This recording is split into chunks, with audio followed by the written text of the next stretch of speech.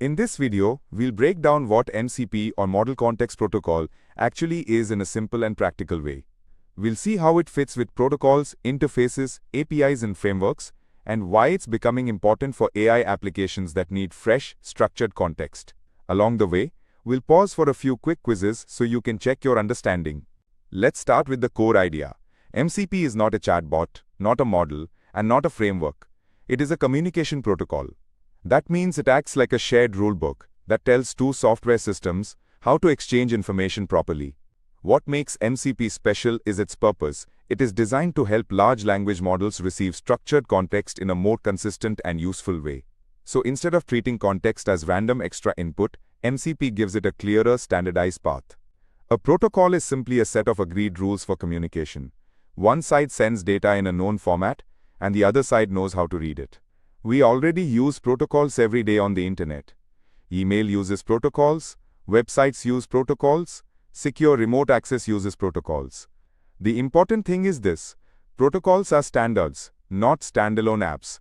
They only work when both the client and the server follow the same rules carefully. When you open a website, it may look like one simple action, but under the hood many protocols are cooperating. HTTPS handles the visible web communication. TLS secures that connection through encryption. TCP breaks the information into packets and puts it back in order. IP routes those packets across the internet. So in real systems, protocols are often layered. MCP fits into this world too. It does not have to replace other protocols. It can work alongside them. This distinction is very important. A protocol explains how data moves and how it is formatted. An interface explains what actions are available. An API is one kind of interface. It tells developers what functions exist, what inputs those functions accept, and what outputs they return. So if you remember just one line here, remember this. Protocol is about communication rules, while API is about available operations. Now that we've covered core concepts, let's test what we've learned so far. Here's quiz number 1. See if you can get it right. Question 1. What is MCP in its simplest form?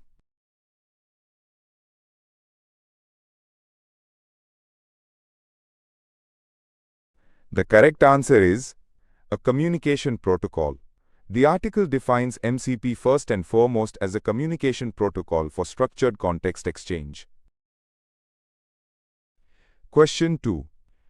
What does a protocol mainly define?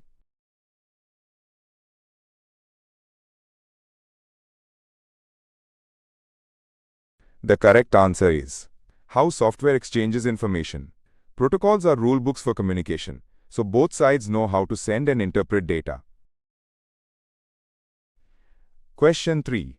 How is an API different from a protocol?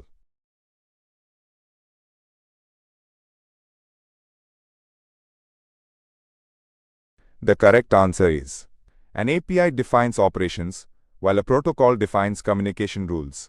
The article clearly separates the what of APIs from the how of protocols. Interfaces are everywhere. A GUI or graphical user interface is what you click on with buttons, icons, and menus. A CLI or command line interface is where you type commands in a shell. A TUI is still text-based but more interactive and user-friendly with formatting and prompts.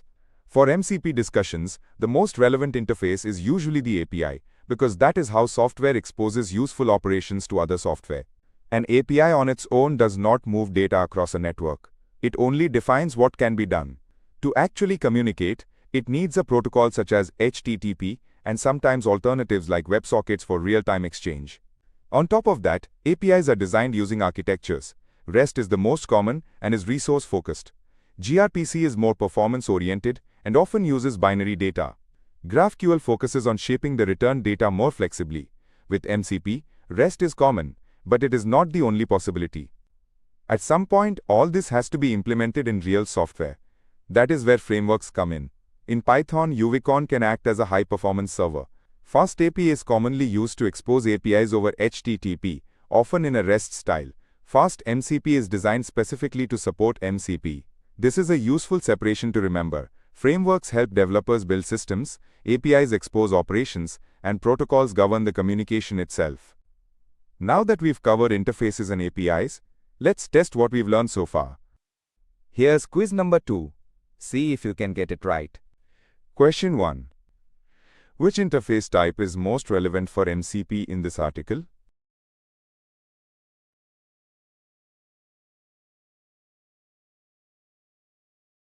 The correct answer is API. The article says that for the MCP discussion, the most relevant interface is the API. Question 2. Which API architecture is described as the most common with MCP?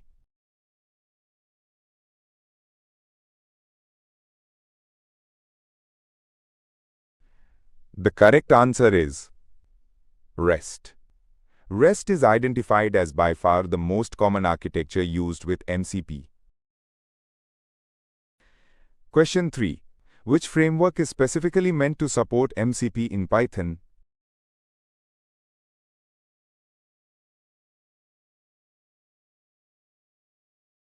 The correct answer is FastMCP. FastMCP is named in the article as a Python framework designed specifically for MCP. Now we come to the AI-specific part.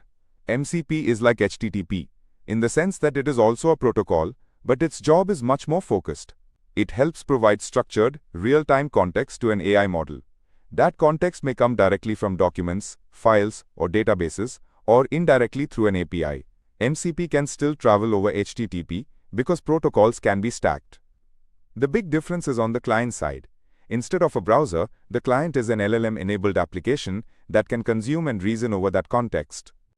One major problem with LLMs is that their training data becomes outdated very quickly. A model cannot magically know today's patient record or the latest weather unless that information is provided somehow. Retraining on sensitive data is also expensive and risky, especially in healthcare. MCP helps by fetching context live when needed. It also improves usability.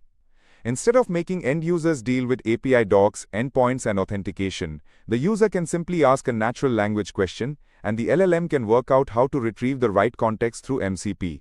The article also highlights an interesting practical finding. LLMs may not get the right answer on the first attempt, but they can improve through trial and error.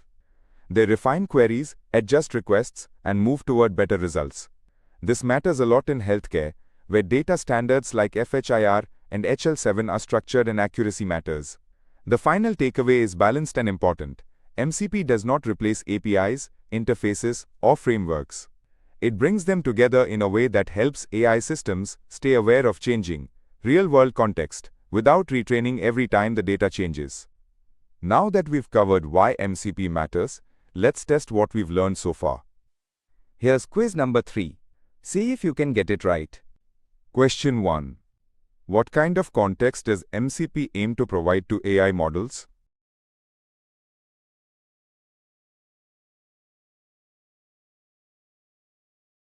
The correct answer is structured, real-time context. The article describes MCP as a protocol for delivering structured, live context to AI systems.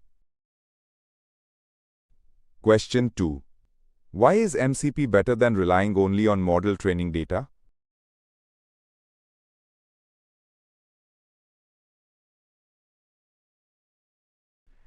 The correct answer is it can fetch fresh information on request. MCP helps overcome outdated training data by enriching the model with current information from secure sources. Question 3. What practical behavior did the article observe in LLMs using MCP servers?